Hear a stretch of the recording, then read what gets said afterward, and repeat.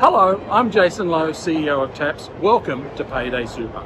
This is the first in a series of videos that we're going to be running over the next few months that explain everything you need to know about Payday Super. But here's the crazy thing.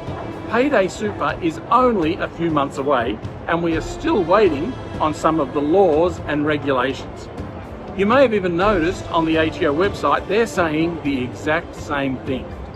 What this means is that we don't have all the answers right now and some of the things may change. But Payday Super is such a massive change, we can't just sit back and relax and wait for everything to be finalised.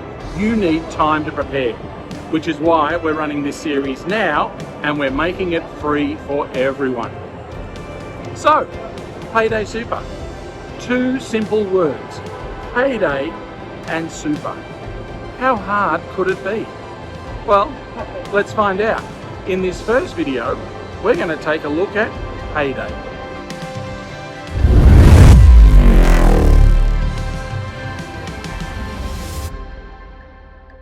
The rule is simple. Super must be paid on payday. And if we need to define payday, payday is the day that an employee gets paid their salary or wages. And you should know what that day is. What's the first thing somebody asks when they start a new job? When do we get paid? In their contract, it might say they're paid on the 15th of the month, or they might be covered by an award or an enterprise agreement, and it says they get paid every Wednesday.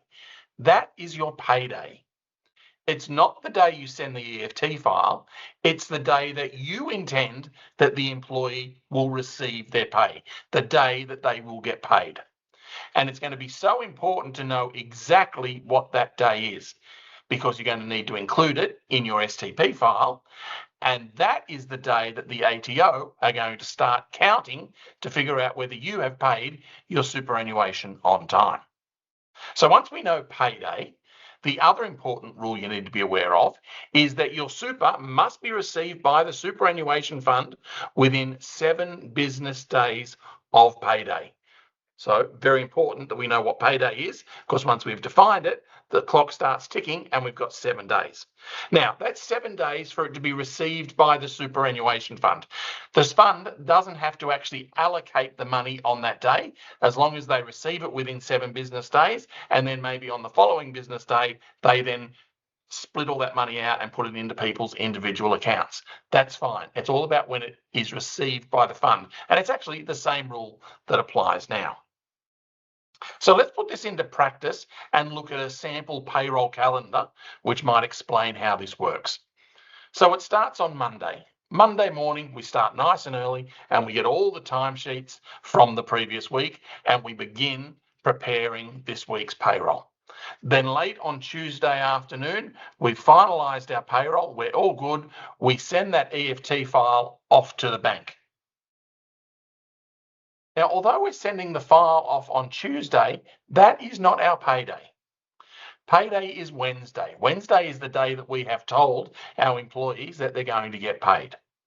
Now, in the real world, when you send that EFT file off to the bank at 4 o'clock on Friday afternoon, sometimes if your employee banks as the same bank as you, they might get that money immediately, and that's fine.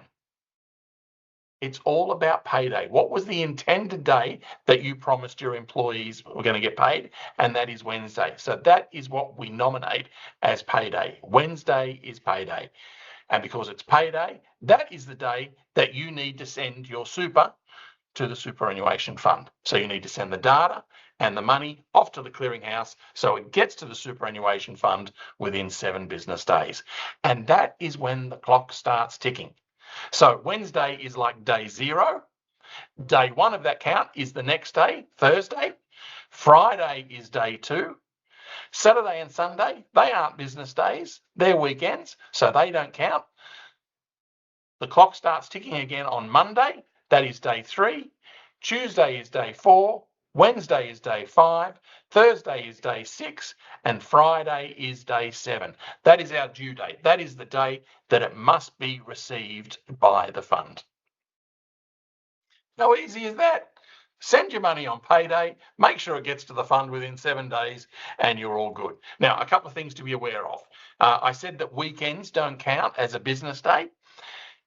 The other thing that doesn't count are national public holidays and statewide public holidays. So let's say, for example, Friday, day 7, was a public holiday, a statewide public holiday in New South Wales.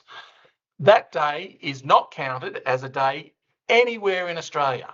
And the reason behind that is, even though you might be in Queensland or Tasmania or South Australia, if your super fund is in New South Wales, they're not working in New South Wales. So that day is not counted as part of your 7-day count. So if Friday is a public holiday, then your day 7 officially becomes the following Monday. So I've said statewide public holidays and national public holidays are not counted in the count in terms of your 7 business days, but regional public holidays are. Let's say it is Brisbane Show Day, for example. That is counted as a regular business day for Payday Super purposes. So just be aware of that. The other thing you want to be paying attention to here is, in our little scenario, I said Wednesday was payday, and that was the day you have to send your super to the fund. That's really sort of like your last day you want to be sending your super to the fund. You can do it early. We know the STP rules are that you must upload your STP file on or before payday. Now, although that's not the rule for Payday Super, it's probably a good rule to think about. If on the Tuesday afternoon when you're sending your EFT file, if you've got all your stuff together and ready, there is nothing wrong with sending your super file at the same time. So you're sending it off a day early, but the clock still doesn't start ticking until after payday. So you're actually basically getting an extra day. So that's something to think about, at least in the short term, while you get this all sorted out. One of the big questions that we've been getting asked is, well, do I have to send it on payday? What happens if the person on Wednesday who normally signs off on the super file is off sick and they can't do that? Are we going to get in trouble from the fund and from the ATO? And the short answer is no, probably not. The ATO would like you to send your super on payday. And that's what you should be aiming for, and that's ideally what you should do. But the true way the ATO are assessing this is, did it get there by the due date? So let's say, for example, you can't do it until first thing on Thursday morning, which is our day 1. As long as it still gets to the super fund by day 7, you are fine. But you've basically lost 1 day in your clock ticking away in that 7 business days. It's a little bit of a risk, but if you think you can do it, go for it. Now, there are some extended due dates. Well, one of the things we were very concerned about was, right, we've got 7 days, 7 business days for that money to hit the fund. What happens if we've got a new employee and they give us all their details and some of those details are wrong and we send it off to the fund and it bounces back? It's going to be impossible to achieve that 7-day deadline.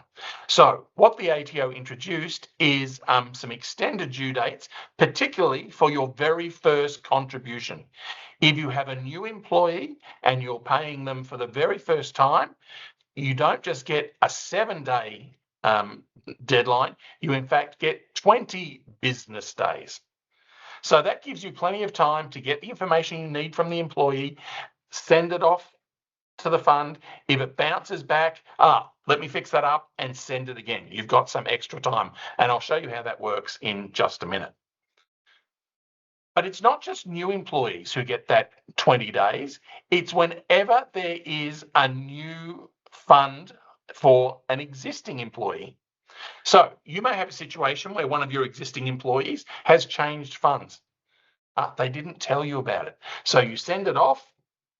It bounces back on day 5 and you're like, oh my goodness, what's going on? And the employee says, I'm so sorry, I forgot to tell you, I'm with an entirely new fund. I'm over here now, I didn't give you those details. Because that is the first contribution to a new fund for an existing employee, then you are safe. You also automatically get that 20 business days.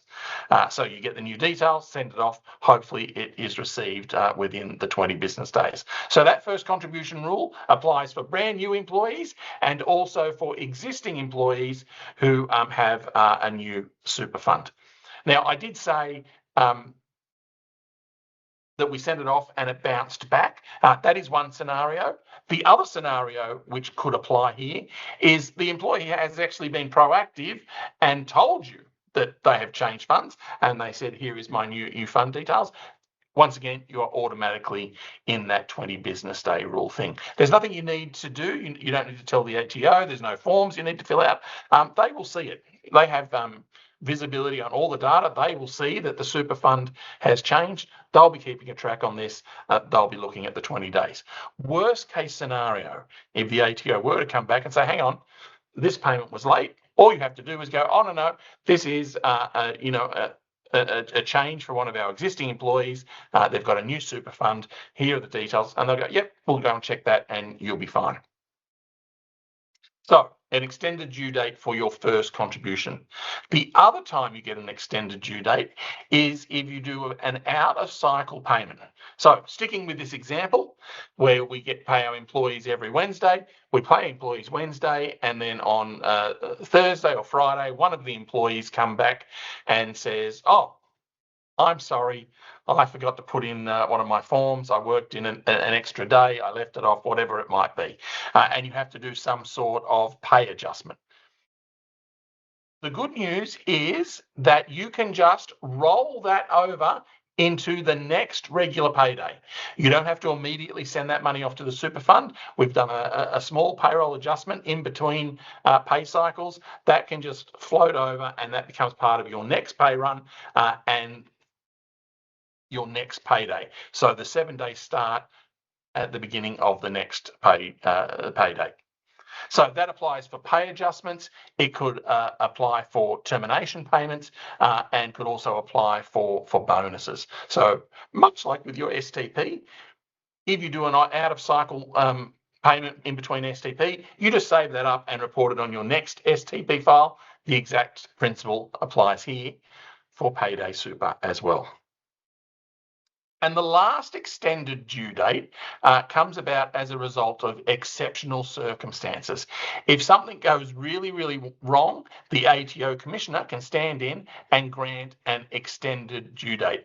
Now, the reason he might do that is natural disasters. And we know from time to time where there are massive floods that'll affect half a state, or there might be bushfires that'll, affect half a state. The commissioner can go in and say, right, all the people who live in this area who've been affected by this natural disaster, we know that you probably haven't been able to upload your Payday Super data. You haven't been able to send it to the fund because your office is burnt down, it's flooded, whatever it might be. He can do an extended due date, which once again will be typically 20 business days. So that can apply for a natural disaster or widespread outages. If power was out for a few days, he might step in and say, right, this area affected by a power outage, you can have 20 business days. But we've also seen occasionally where the internet goes down. It might be down for a day. If that is the case, the commissioner can step in and also issue an extended due date. The key thing with this exceptional circumstances is that the ATO commissioner must grant that extension. So the ATO will do an announcement. So you need to keep an eye open for those announcements. If there's no announcement, there's no extension. So let's have a look at how this might work in the real world. And also what happens when there are some overlapping due dates. So let's look at Jake. He's a brand new employee. He's being paid weekly and he's going to get paid every Wednesday. And his first payday is the 8th of July. So in week one, his very first week of employment, his very first payday, his payday is the 8th of July. Because he's brand new, he gets an extended due date of 20 business days. So I've already done it. I've counted it up. I've checked on the calendar. The due date for his super to hit the superannuation fund is the 5th of August. Now, because Jake is a weekly paid employee, when it comes to week 2, the next Wednesday, that will be Wednesday the 15th of July, ordinarily his super would be due within 7 business days. So 7 business days after the 15th of July works out to be the 24th of July. However, because he already has an extension for week 1 to the 5th of August, and because his normal due date of the 24th of July falls within the week 1 extension, week 2 is also not due until the 5th of August. A similar thing happens in week 3 on Wednesday, the 22nd of July. Ordinarily, he would have 7 business days, and that would mean it was due at the fund by the 31st of July, but that is still within his original extension, so it is extended to the 5th of August. So week 1, week 2, and week 3, all of it is extended to the 5th of August, which is really, really helpful. Because if there was a mistake in Jake's data in week 1 and it bounces back, it may not bounce back until we've already run the week 2 payroll. And so now week 1 and week 2 would be late. But because they've got these overlapping due dates and you get to use the latest of those dates for week 1, week 2, and 3, everything is not due at the fund until the 5th of August. You've got time to fix the problems for week 1, week 2, and week 3 if there is a problem. But by week 4, things have reverted back to normal. The payday is the 29th of July. We count our 7 business days. That due date is the 7th of August. That is now beyond our previous extension, so it remains at the 7th of August, and we are now off and running with our normal 7 business day rules for Jake. All right, this slide might upset a few people. Who is included in Payday Super? So it's your standard common law employees, all your full-time, part-time and casual employees, they are included. And the definition of employee is a little bit broader than that. It certainly includes company directors, and we might come back and talk about them in a moment, but also performers and sports people are in that as well. So if you pay those people, they are considered employees. Their super needs to be paid on payday as well. So employees, as we would expect, need to be paid on payday. Here's the shocking part, and the thing that is probably going to upset a few people. Contractors are also included in Payday Super.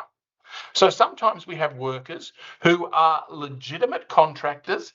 They submit invoices, and they are not paid via payroll. They are paid via accounts.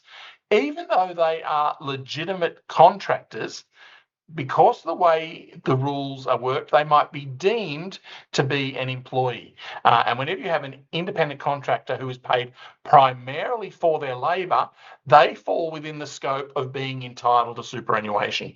So in addition to their contractor payments, they receive superannuation. If they're receiving superannuation, and you're a contractor, the new rule is you will also be covered by the Payday Super rules. So if your business pays contractors and those contractors receive super because they are paid primarily for their labour and they fall within that extended definition of a deemed employee for superannuation purposes, you're now going to need to start paying super on the same day as you pay their invoice. So you might need to talk to your accounts team to figure out how that is going to happen. And you'll need to come up with some sort of internal process. The one bit of good news in this is that your contractors don't have to be reported through STP. You can report through STP if you like, but there is actually no legal obligation. So you probably have this at the moment. You might have some contractors. They're not on your STP, because the way I always think about it is STP is single touch payroll. It's not single touch contractors. So contractors don't have to be reported through STP. At the moment, this might all be handled by accounts. So if you have contractors, I would flag with whoever is responsible for paying those contractors and paying their superannuation and say, hey, did you know your contractors, our contractors, are now going to be covered by the Payday Super rules. Go to the ATO website, look up the rules about contractors and show them that. So the one that is going to probably interest most of you, if we go back to our definition of an employee, is company directors. Company directors are absolutely considered employees. Now, sometimes they're set up on the payroll, sometimes they're set up as contractors. The key message here is your company directors absolutely fall within Payday Super. And so on the day that they are paid, you must also pay their superannuation. That is the rule. So keep an eye open for them. A lot of times businesses will sort of say, oh, look, we do our business directors a little bit different. We don't pay their super at the same time. We do a little reconciliation later. We pay them at the end of the year. All those sort of arrangements you may have done in the past are out the window. They're treated the same as everyone else. The same time you pay your company directors, whether it's through the payroll, whether it's as a contractor, their super needs to be paid immediately. Let's talk about cash flow, because this is a really big deal. Payday Super is only a few months away, and all of a sudden we're going to be making superannuation payments much more regularly. So, is your finance team, is the business ready for paying all this extra money? And if you think about it, the first problem you need to overcome is that in the month of July, you may have to pay up to 4 months worth of super just in the month of July. So this is particularly for people who pay quarterly at the moment. If you pay quarterly at the moment, the last quarter of this current financial year, April, May, and June, that is due to be paid on the 28th of July, as per normal. But what is changing is now in July, you will have started Payday Super, so you also have to pay the July super in July. So in July, April, May, and June is due, and July is due as well. So potentially up to 4 months worth of super paid in 1 month. And then we haven't even thought about August. You've just paid 4 months worth of super. August comes along, and you still need to pay August's super as well now, because we're in the Payday Super world. So what that could potentially mean, in just the months of July and August, in a 2-month period, you're paying 5 months worth of super. Of course, in July, you're paying 4 months, and in August, you're paying another month. It's quickly going to add up. And so although businesses know Payday Super is coming and you're starting to think about what your payroll obligations are, has the business, has finance been thinking about cash flow? So I would share this information with them and say to them, are we good? Are we set to go for Payday Super? Have we got enough cash sitting around? The last thing I want to talk about is the small business clearinghouse. And this is something that's probably not going to impact a lot of eTAPS members because most of our members are medium to large, but there are a few of you out there who run very small businesses. So if you do run a very small business and you're currently using the free ATO Small Business Clearinghouse, they are closing it down, and it closes down at midnight on the 30th of June. And once it closes down, it is done. It is a permanent closure. You can't log in again. You can't make any other payments. There are no excuses. It is just going to stop working. So if you think, you go, oh, look, I'm just going to pay, I'm going to log in July, and, for the 28th of July, I'm going to pay my last quarter for the previous financial year, that April, May, and June. I'm going to make that payment in July like I always have done. You're not going to be able to do it because it closes on the 30th of June. So you really need to be thinking now about finding an alternative solution. I'd be working on that right now. The other thing about that is it is a permanent closure. On that date, 30th of June 2026 at midnight, they are turning it off. It is disappearing. If you need to log back in to check some of your old historical data, you don't have any access. So the other thing the ATO is recommending that you do is, in addition to finding a new solution, as soon as you have found that solution, go into the Small Business Clearinghouse, print out all your historical records before they turn it off. So, what are our key takeaways from this video? First up is cash flow. Come 1 July 2026, we're going to have to start paying super far more regularly. Talk to finance. Do they have enough money sitting there to pay the super? Secondly, contractors. If you've got contractors who are entitled to super, they are also going to need to be paid at the same time you pay their invoice. And finally, company directors. Have a think about them. You might have been treating them a little bit differently. They like to be treated differently, but under Payday Super, they're going to need to be treated exactly the same as everybody else. So check those 3 things. Other than that, it's simple. Just send your data and your money to the super fund on payday and you'll be set. Well, there might be a few more things, but we'll start to look at that in the next video, which is all about super.